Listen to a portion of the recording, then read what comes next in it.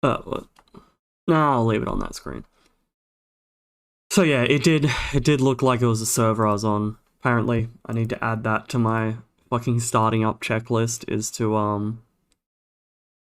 run the fucking test of the two servers I have access to. Because they seem to alternate which one's good and which one's bad. Okay, you can stop for a second, Steam. So yeah,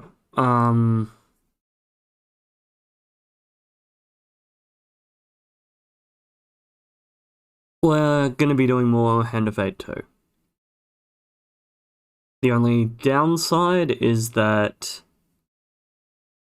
I'll be doing a new save.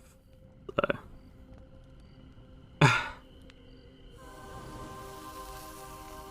because the issue that I thought was fixed was not fixed, so we ended up with pretty well all we've done so far with doubled up audio. And I don't want to just continue off that, so yeah, hopefully I don't run into this shit again, but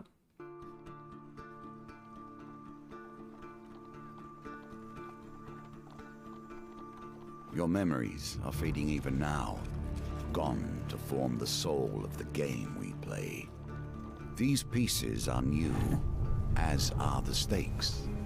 Life, death, and vengeance. We must ride, for time is short, and you have much to learn. Make your first choice, and let us set these wheels in motion once more.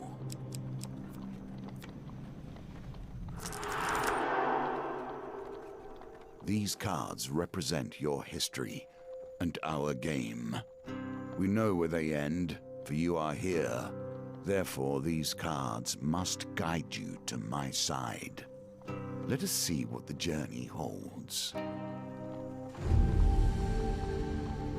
The fool steps into nothingness, because they know no better. In the same way, you must step into the void. You are a blank slate, and together we will write your history.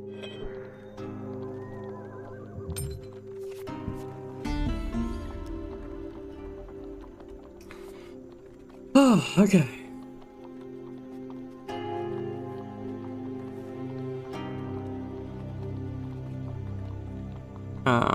Sorry about that, just ended up having the cough. You've stumbled many miles through this forest in search of the thieves who robbed you. Though exhausted and hungry, you are determined to reclaim your father's amulet.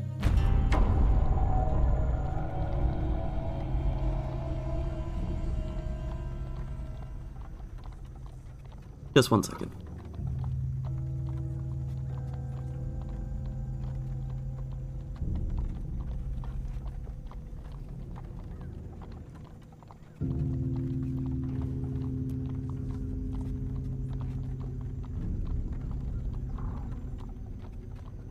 Okay.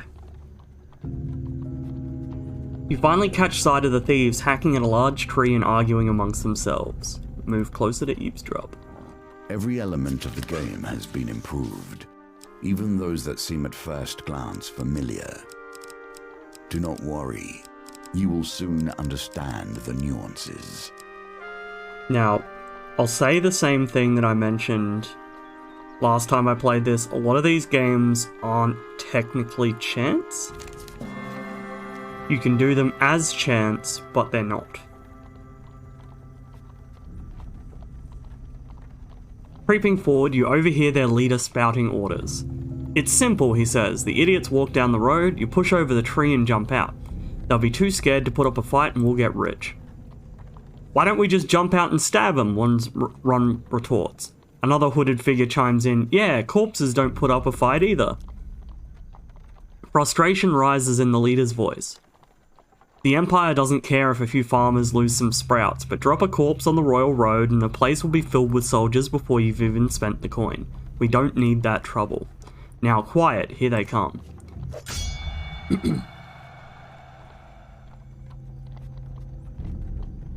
You soon spot a group of farmers coming around the corner, bringing their wares to market.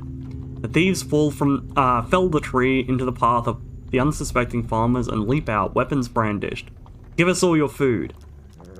Leap to the farmer's defense. You draw your weapon with practiced skill. Well, you hear the leader's voice. You lads handle this, I'll meet you when you're done. But yeah, like the cards, you can actually follow them when you're shuffling. I'm not particularly good at it, especially when it gets faster. Thug, violence for the sake of violence, and theft for the sake of money. Thieves attack frequently and can evade standard attacks, making heavy weapons less effective. But yeah,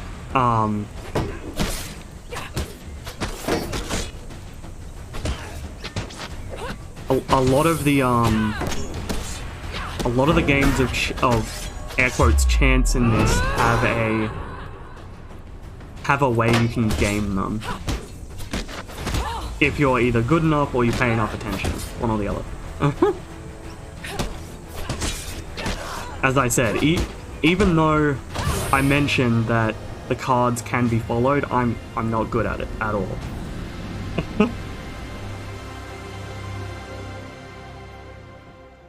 The farmers fumble in their haversacks in gratitude. Thank you, adventurer. I'm sure that after they took our food, they would have taken our lives as well. Food! You fall on the food with a sigh, shoveling bread in your mouth to quell your hunger. Your satisfaction lasts only a moment before you realize your father's amulet is not among the takings. Their leader must still have it. You set to your feet, determined to find him.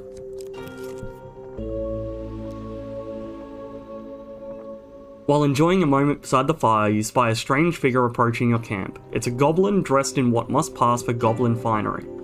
From beneath a filthy fox pelt serving as an ill-fitting wig, the goblin winks at you with wild red eyes. Aha! I've been roaming for hours trying to find you. We must get this over with quickly if I have any hope of getting to the people on my list before sunrise. It lowers a sack from its shoulder. Now, from within my sack I can conjure whatever your heart desires. The goblin's voice trails off as he examines his sack. Well, I could, if there wasn't a blooming great hole in it. His head disappears entirely into the bag until his bulbous nose protrudes from the breach. A new plan then. The goblin pulls out his last trinkets. I think I went with this one. I don't remember. Doesn't overly matter. A wise choice. Now I must go. There are many others I must visit before I can rest. The goblin runs off into the night, his fox wig flapping in the evening breeze. This card has a token. Can you find it? Your journey through a forest is interrupted by an inquisitive child. Are you searching for the forest folk? My uncle says that they used to walk these woods giving out gifts. I want to find one and ask for a lemon cake. As they dash off to peer under a nearby log, the child shouts back, remember, if you meet the forest folk, get me a lemon cake. In the other direction, an eerie song hangs in the air. You attempt to find its origin. Okay. You follow the song through thicket and stream until you find an open glade bathed in golden sunlight. You find an aged maiden, her posture bent like the boughs of a forest. It's been 12 winters since I had a visitor. Her voice is a whisper, yet it thunders in your ears. You may visit me when you are in need, adventurer. This is yours now. Even if you lose the challenge, what about the cake? This token. The cake! Nothing could be more fitting now than meeting the mage who started this all. Or at least, started it all for you. A trail of fallen trees and distraught farmers leads you to the thieves who had stolen your amulet. It seems their infighting has only gotten worse. The bandits surround their former leader, weapons drawn. Everyone will get their fair share. There's no need for violence, the leader implores. Whoever heard of a thief talking about fair shares, spits one. You turn up and boss us around. We barely stabbed anyone. It's been days since I've stabbed anyone. Days! The leader notices you approaching and waves you over. As much as I'd love to continue this discussion regarding stabbings, I'm afraid I have urgent business with my associate here. As he greets you, he whispers, "Keep me alive and there'll be plenty of gold for your trouble." Gold cannot replace the amulet he stole. He holds up a finger. First rule of negotiation: never let them know what you want. Kill my associates and I will gladly return your amulet. Ever reliable, the thieves draw their blades to mug you. The leader hurries away to hide. "Give us your stuff or we'll stab you up," growls one of them. You consider your options. Fight, obviously. You draw your weapon and prepare to deal with the miscreants. Okay.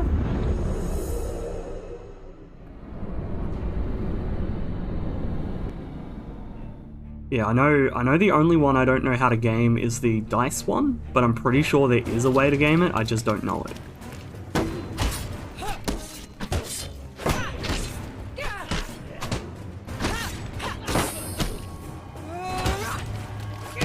Ah, damn it.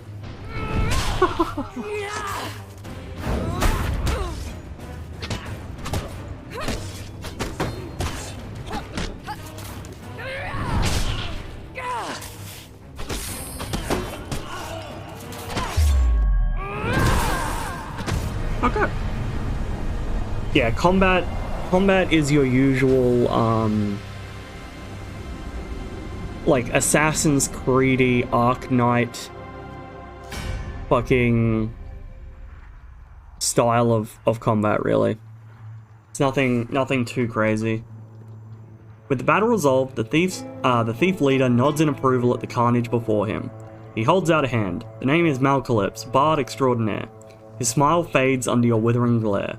Sensing your anger, he raises his hand in surrender. Wait, let's not be hasty. We're on the same side here. I'm an upstanding citizen just like you. I've been working with the thieves, yes, but only for the greater good. No, really, they were killing people before I came along. I know it seems bad, but look. He pulls out an amulet from his pocket and presses it into your hands. All is forgiven, yes? You stare at the amulet. It does not look familiar. Oh, Malcalypse says, scratching his head. He opens a small satchel. So which one is yours? I'm gonna go with Narnia again. The lion amulet. That suits you. Very similar facial structure. Say, you know what? I'm lonely. You're lonely. We should work together. We should probably get to know one another, seeing as we're going to be friends for life, Malcalypse says. Tell me, where are you from? So, I'll do a similar thing I did last time, where I literally close my eyes, look away, and just fucking click for a random amount of time.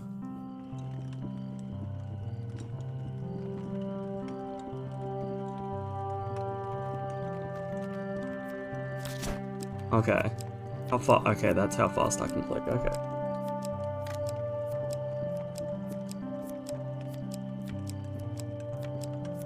That one. And yeah, I think I mentioned last time, there's not a whole heap you can do with the hair. Anyway. I think I changed this, but I don't remember what I changed it to. I think I might have just left it on that. Eh, whatever. I'm not too worried about the appearance.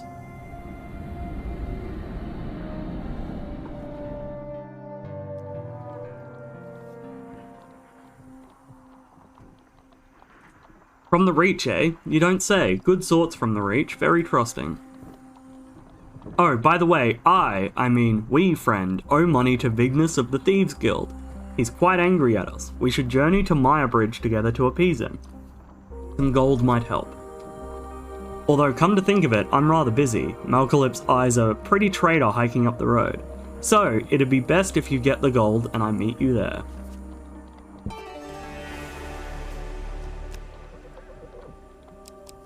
Smaller pieces of our fates shattered into fragments. Collect enough, and your reward will come in time. You enter a competition of strength at a fair. The gold prize is available to the winner.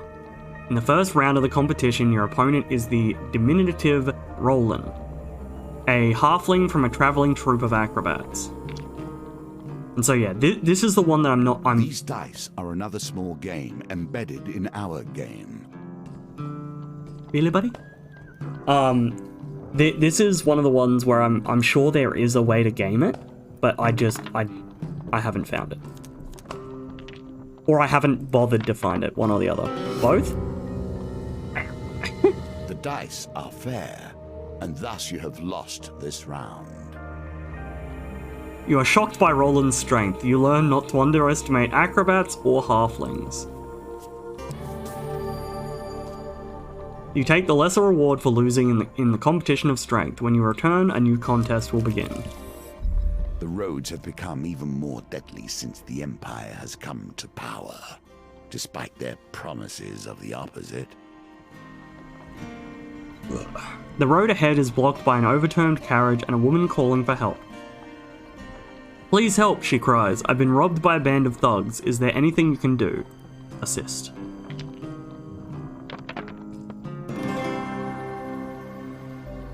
Victory, you are learning. Thank you, the woman says as you help her from the carriage. Please accept this as a token of my gratitude. I mean, there we go. I was about to say. You thank the woman and continue. Water is a symbol for the many thoughts that churn beneath the surface. What is it you're thinking of? What concern is worrying at your mind? Let it fall into the waters beneath. While crossing a stone bridge, you suddenly find yourself confronted by a villainous band. You could stand and fight the fiends, or throw yourself to the mercy of the river below. Fuck it, we'll fight. You ready your weapon.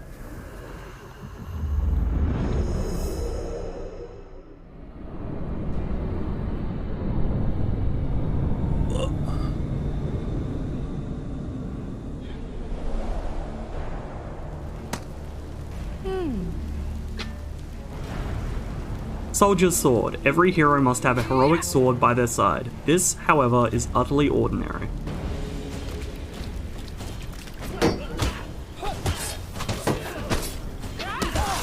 Ah, missed the timing.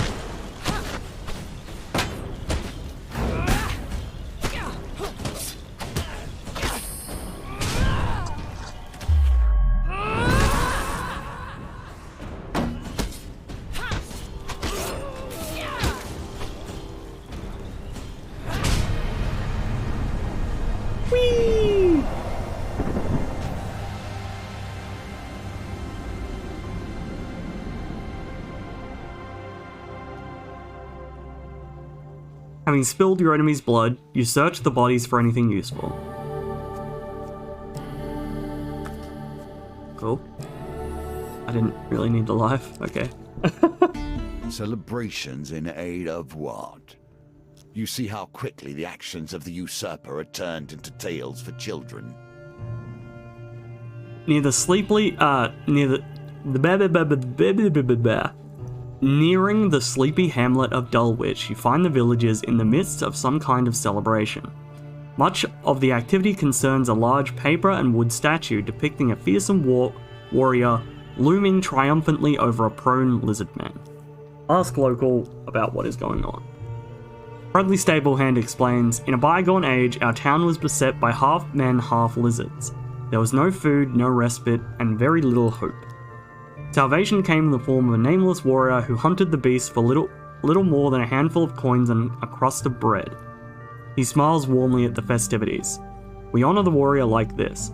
The statue is filled with food and gold, and we take turns smashing it to bits with a club. You're welcome to join us, and you may keep whatever falls out. Follow the parade. Parade ends in a town square. You watch as the villagers take turns smashing the statue with a club and gathering the food and gold that spills out. A local notices your interest and asks if you would like a turn. Sure, why not? That one.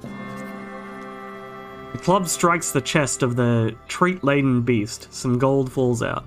You survey the spoils and try to scoop them up before anyone else can.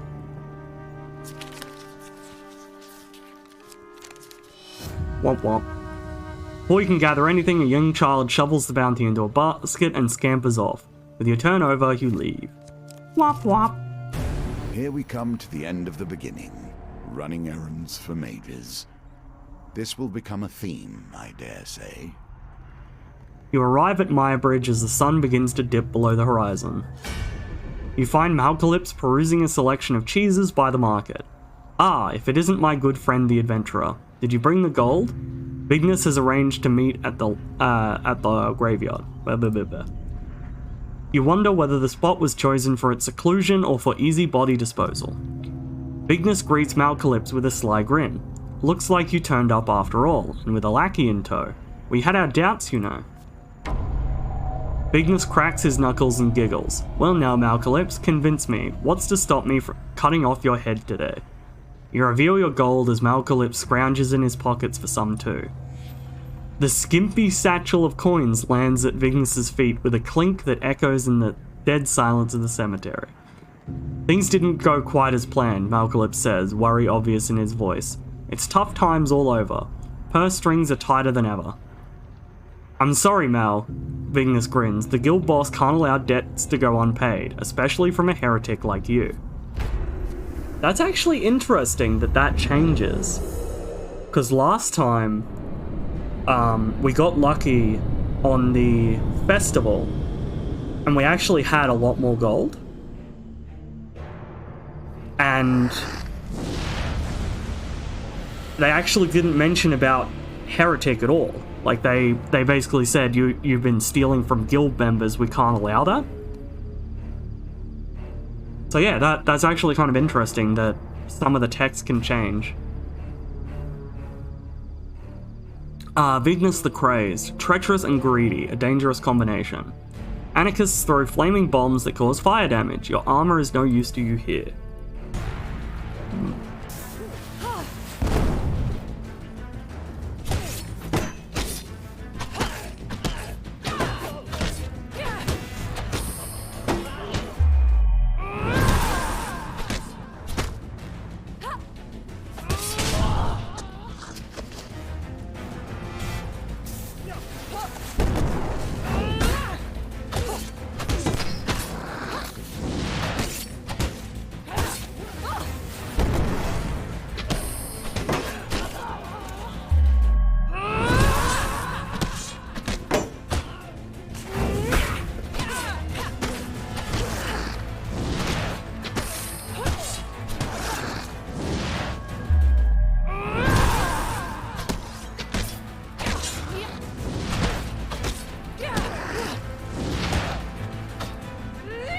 There we go.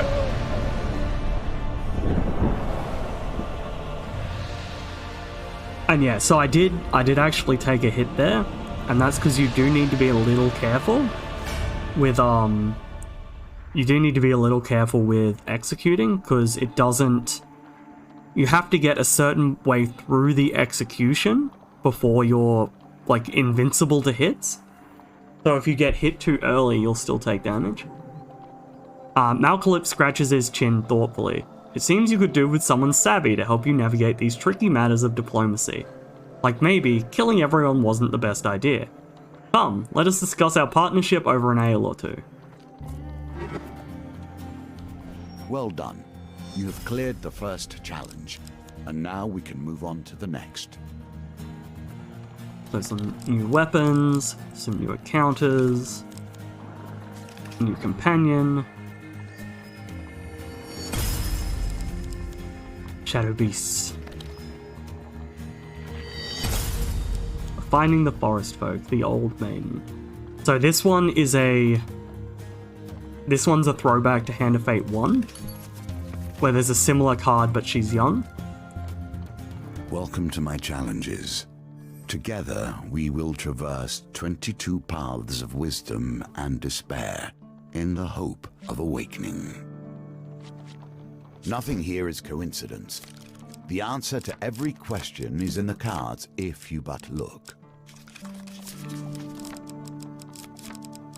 So I will quickly go over my reasoning here again.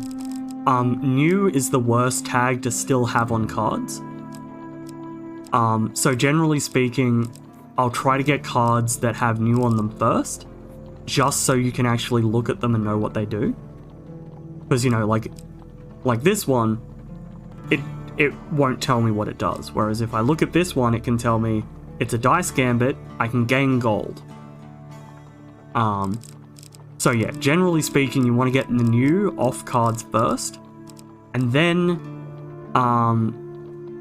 Well, then it really depends. If you're in a hard challenge, you will want cards that help you push through that challenge.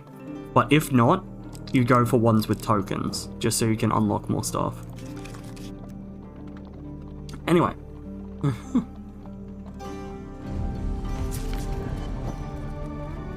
A casual call to heroism. How many adventures start thus?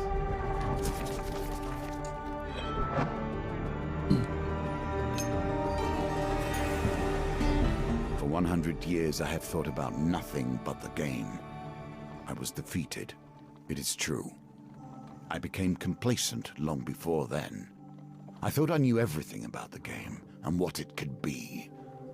Now you see before you the extent of my research. I have crafted this game anew.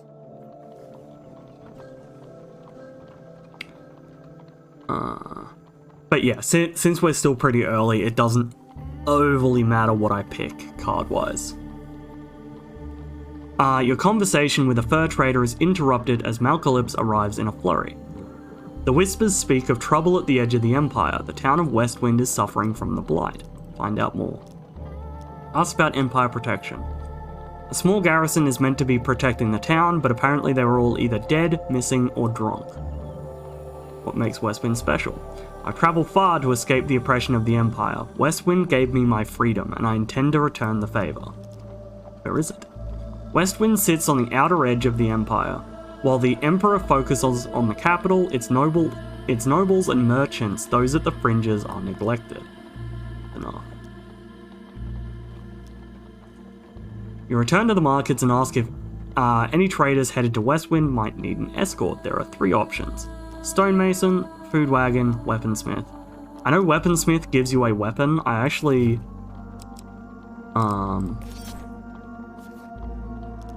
I'm pretty sure the Food Wagon just gives you more food. I'm not sure what Stonemason does, so that's probably what I'll do. It might just be gold.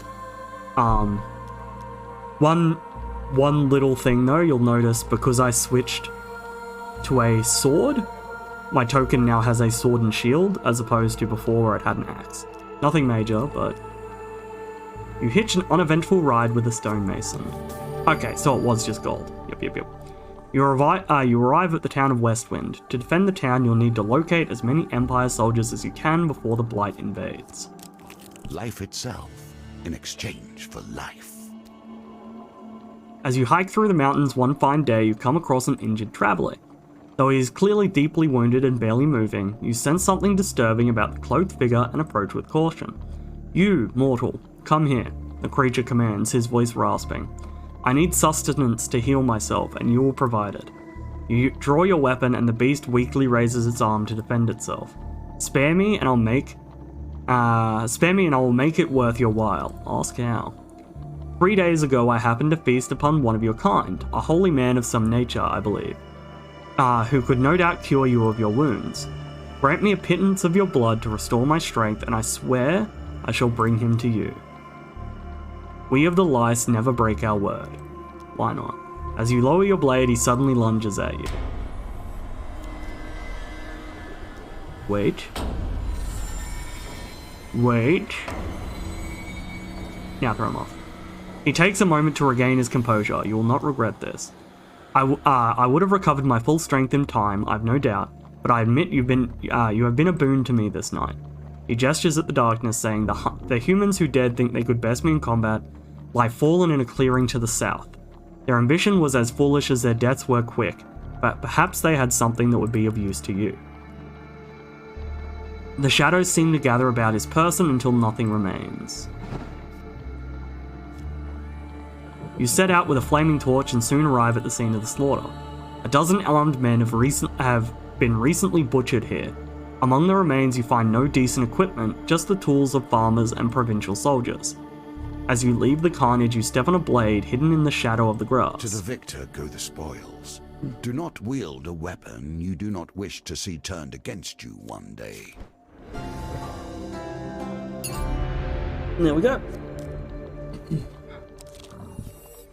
Your companion has his own story to tell. We must wonder if this is a tale of a hero or a villain. You arrive at the city markets to meet with Malcalypse's associate. You find him sitting on a blanket by the sewer gates. You can't tell whether he's a goblin, a human, or an animate pile of greasy rags. A few wilted daisies and duckweed tied with rope are flopping on the ground around him. "Merc!" Malcalypse calls to the creature, arms outstretched. "I have a favour to ask of you, my handsome friend." The greasy goblin man raises a hand to stop the bard's prattle. 10 gold first, you know that. Malcalypse looks at you expectantly. Give him the 10 gold. Malcalypse steps forward as Merc counts the coins.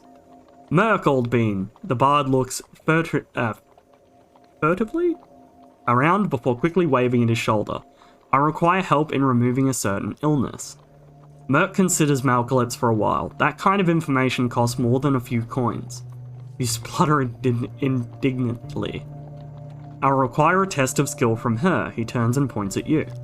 "Pick a flower and eat it." The greasy florist displays his meager wares. Malcalypse nods as if this were a fair request. So, daisy, forget-me-not, or the luminous purple flower. Obviously we're going to eat the purple luminous flower. The flower has a crispy, burnt texture.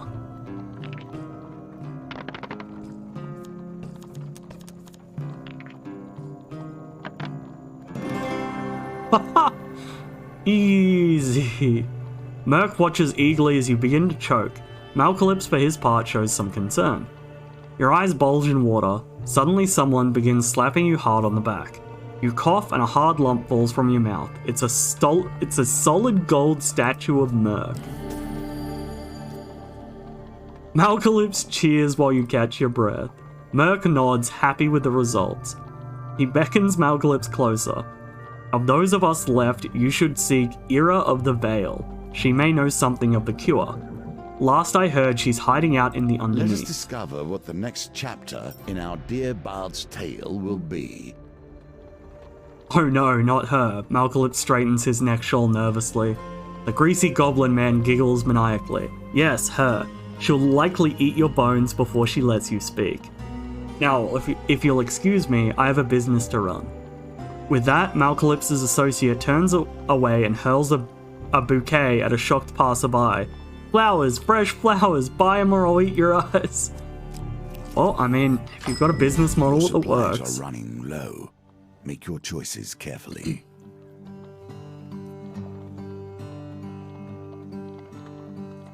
Now, I know I said it in my previous playthrough, but I'll say it again here. One of the best ways to get rid of the new tag on items is through the general store. Because you don't actually have to draw them, you just have to click.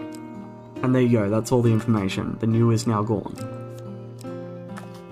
And so then, yeah, you don't have to actually draw it and use it, you just have to find it, basically.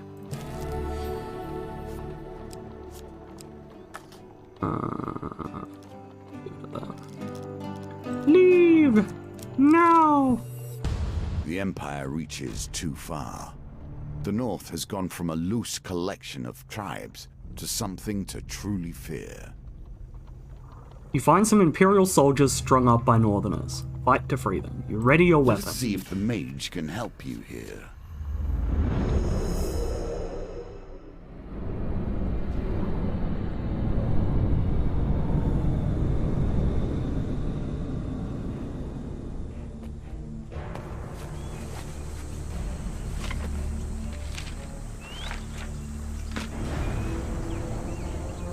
Malcalypse, a magician, a jester, and a vagabond. When activated, Malcalypse casts a protective shield on you that can block a single hit. If nothing else, I'll get a song out of this.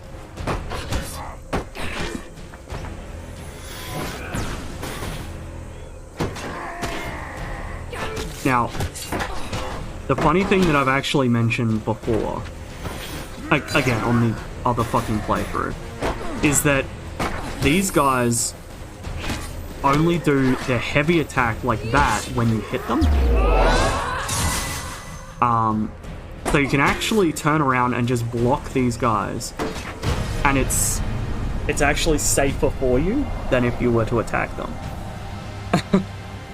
So if you don't really care about time, if you're okay with it taking a little bit longer, Just block them. Or riposte them, I A should say. shield in more ways than one.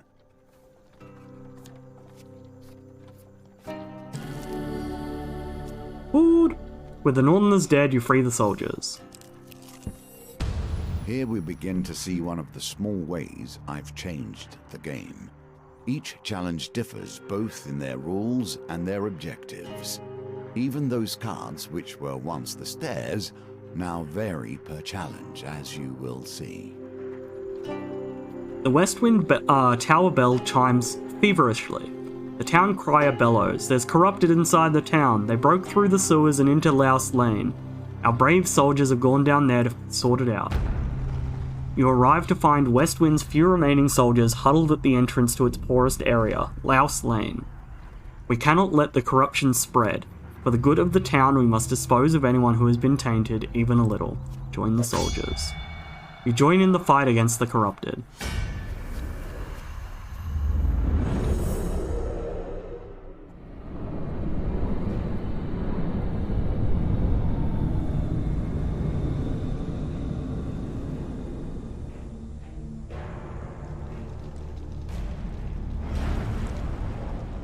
Inflicted. The first touches of the corruption bring forth the darkest elements of their victims. Infected enemies are feeble, causing them to become knocked down when health is low. Use a finisher before they recover. By sea and sun, fate and fame!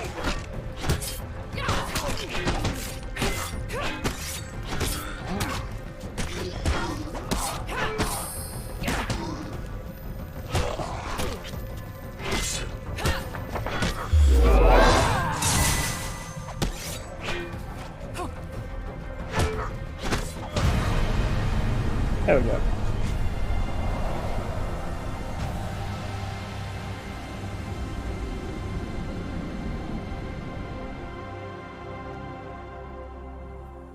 With the corrupted threat removed, you've ensured that these soldiers survive to aid the town's defense. The soldiers help you scavenge what you can from the remains of the poor souls taken by the corruption.